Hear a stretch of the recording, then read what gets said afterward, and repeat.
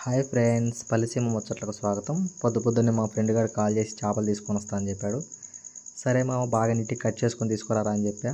తీసుకొచ్చిన చేపలను ఏం చేశానంటే బాగా ఉప్పేసి తెల్లగా వచ్చేంత వరకు కడుక్కొని పక్కన పెట్టుకున్నా. ఆ విధంగా పక్కన పెట్టుకున్న తర్వాత ఒక కళాయి తీసుకునేసి దాంట్లో 3 టేబుల్ స్పూన్లు ఆయిల్ వేసుకున్నా. తర్వాత ఒక 2 ఎర్రగడ్డలు కట్ చేసుకున్న ముక్కల్ని దాంట్లో వేసేసుకునేసి ఆ తర్వాత 4 పచ్చిమిర్చి, కరివేపాకు వేసుకొని ద్వారగా వేయించుకున్నా.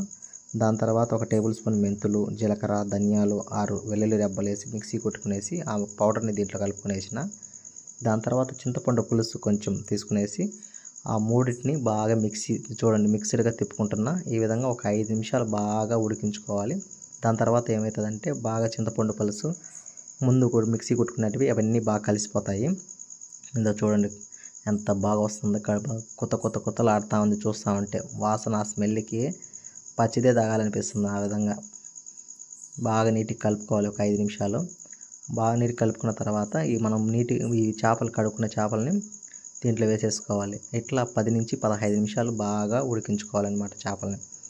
ఈ విధంగా ఉడికించుకోవడం వల్ల ఏమవుతుందంటే చేప అనేది పీస్గా కాకుండా బాగా గట్టిగా ఉంటుందన్నమాట.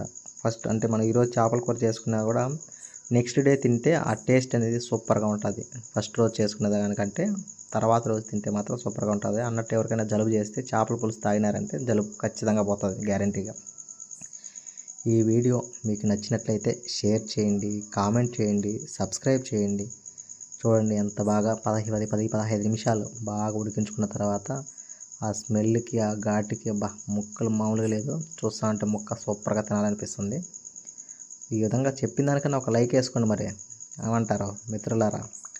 చూడండి ఎంత బాగా ఉడికించుకుంటున్నాను. ఫ్రెష్గా చేసుకునేసి తింటే ఆ మజానే వేరబ్బా.